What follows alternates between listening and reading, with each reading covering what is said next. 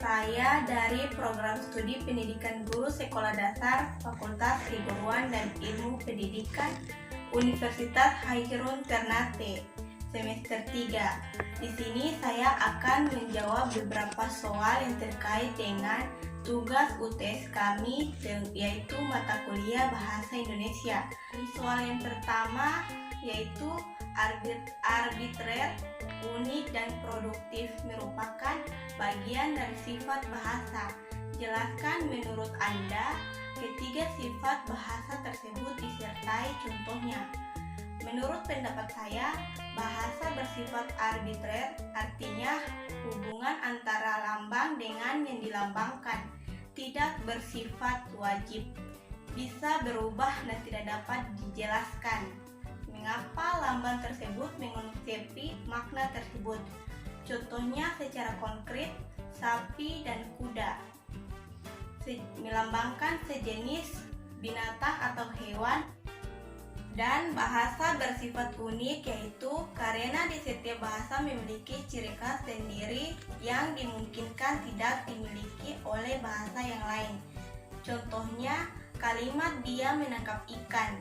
Tekanan dia diberikan kepada dia, maka makna kalimat itu adalah bahwa yang melakukan tindakan menangkap ikan adalah dia dan bukan orang lain.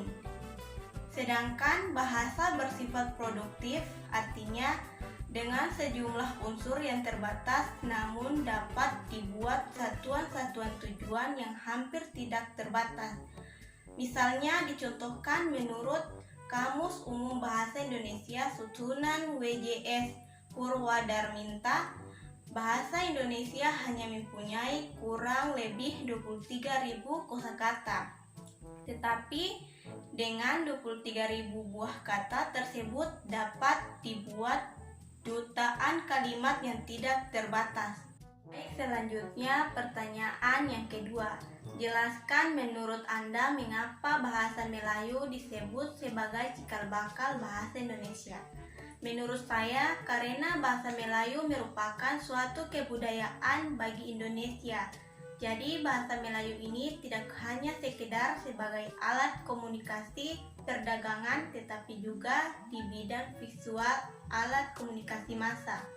Dan bunyi pertanyaan yang ketiga yaitu jelaskan secara singkat kedudukan dan fungsi bahasa Indonesia. Dalam hal ini bahasa Indonesia diketahui mempunyai dua kedudukan, yaitu kedudukan sebagai bahasa nasional dan bahasa negara.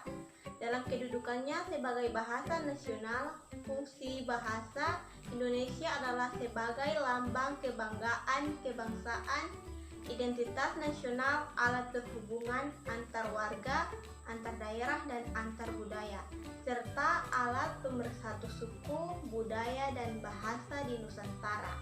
Sedangkan kedudukan sebagai bahasa negara, fungsi bahasa Indonesia adalah sebagai bahasa resmi kenegaraan, bahasa pengantar pendidikan, alat perhubungan tingkat nasional dan alat pengembangan kebudayaan, ilmu pengetahuan dan teknologinya. Pertanyaan yang keempat yaitu sebutkan dan jelaskan masing-masing tiga karakteristik dan ragam bahasa Indonesia disertai contohnya masing-masing.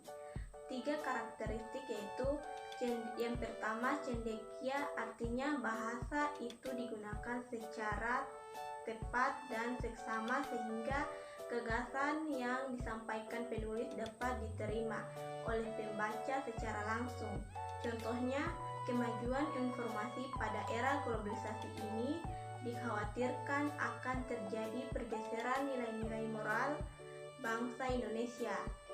Dan lugas dan jelas, artinya bahasa Indonesia mampu menyampaikan gagasan secara jelas dan tepat sehingga makna yang ditimbulkan adalah makna yang lugas. Contohnya, para pendidik yang kadangkala atau bahkan sering terkena akibat oleh ulah sebagian anak-anak. Sedangkan ragam bahasa Indonesia yaitu yang pertama ragam lisan adalah bahasa yang dihasilkan alat ucap dengan fenom sebagai unsur dasar. Contohnya menelpon, menyampaikan aspirasi, dan sebagainya. Yang kedua, ragam tulis. Ragam tulis adalah bahasa yang dihasilkan dengan memanfaatkan tulisan dengan huruf sebagai unsur dasarnya. Contohnya, menulis surat dan menulis buku. Dan yang ketiga, ragam bahasa sastra, yaitu mengutamakan unsur-unsur keindahan. Seni biasanya cenderung menekankan simbolik dengan memadukan unsur intrinsik dengan ekstrinsik. Contohnya, selanjutnya pertanyaan yang terakhir atau yang kelima, yaitu apa yang Anda ketahui tentang hiperkorek, pleonasme, dan kontaminasi dalam kesalahan umum bahasa Indonesia? Menurut saya, hiperkorek adalah kesalahan berbahasa karena membetulkan bentuk yang sudah benar sehingga menjadi salah. Dan pleonasme adalah kesalahan berbahasa karena kelebihan dalam pemakaian kata yang sebenarnya tidak diperlukan. Sedangkan kontaminasi yaitu dipungut dari bahasa Inggris contamination atau pencemaran. Dalam ilmu bahasa, kata itu diterjemahkan dengan kerancuan.